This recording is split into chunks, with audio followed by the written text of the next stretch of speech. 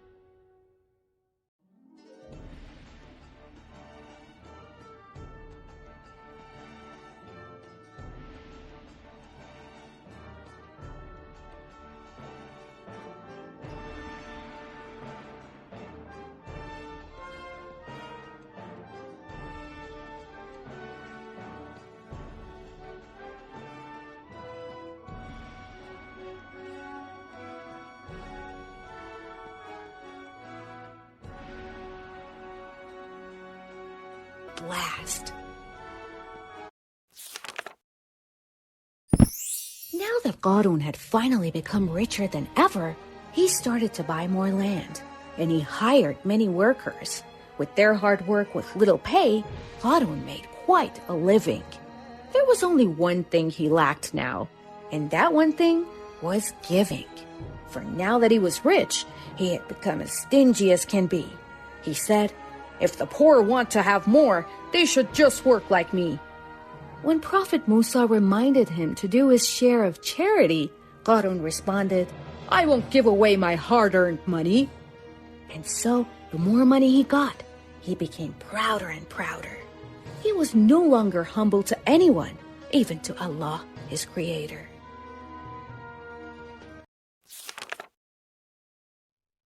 One night, tucked in his comfy bed, the wealthy Qarun dreaming that he was taking a stroll on an elephant's back while proud and beaming. The people who would bow to him, he would shower with gold.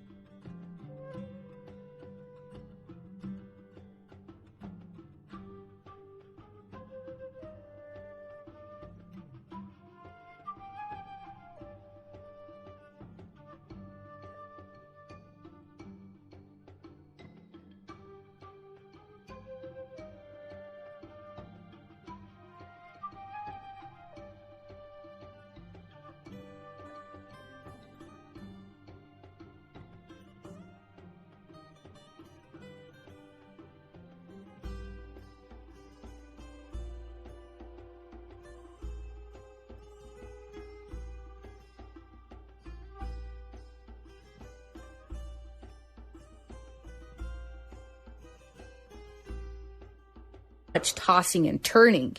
He couldn't wait till morning to tell his dream interpreters what he had seen.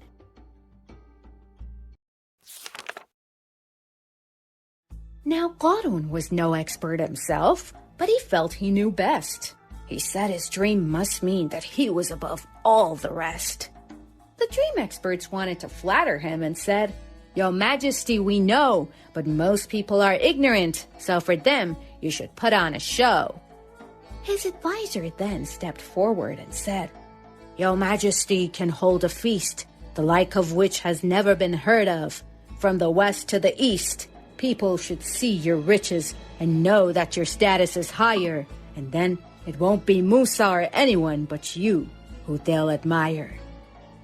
The proud Qarun grinned and said, "I knew this idea of mine was great. I command you all to arrange for me a celebration before it is late."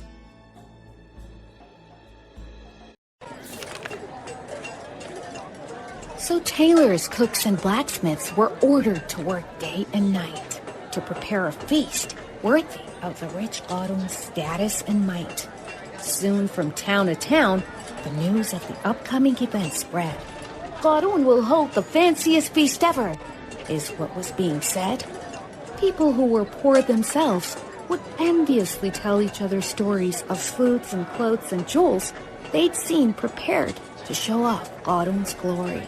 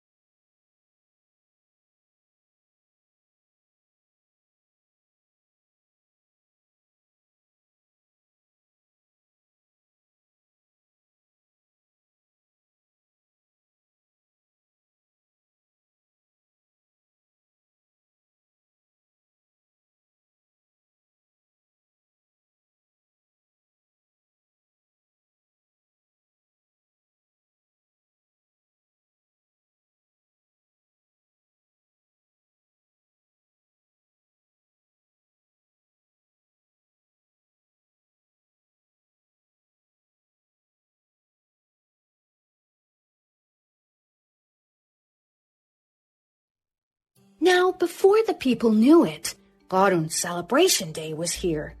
Nearly everyone rushed to join in, from far and from near.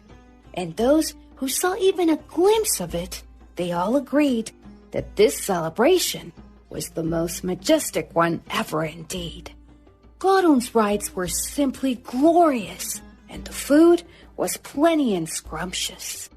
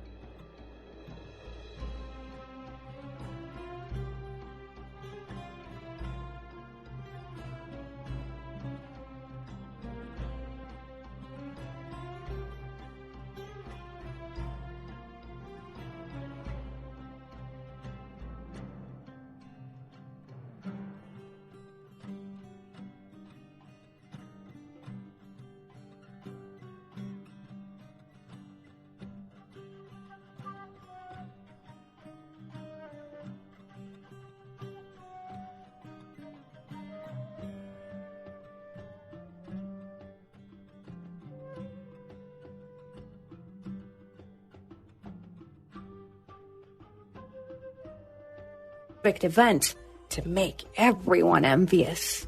They saw that of worldly riches, Qarun had the biggest share. So what if he didn't obey Allah?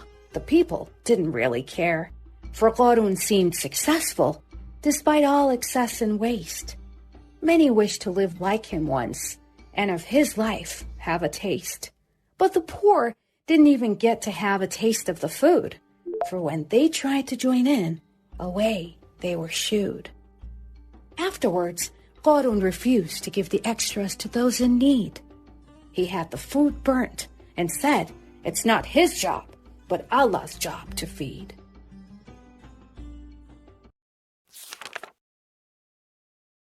For days after, Qarun's party remained the talk of the town. People would speak of his fancy feast from sunup to sundown.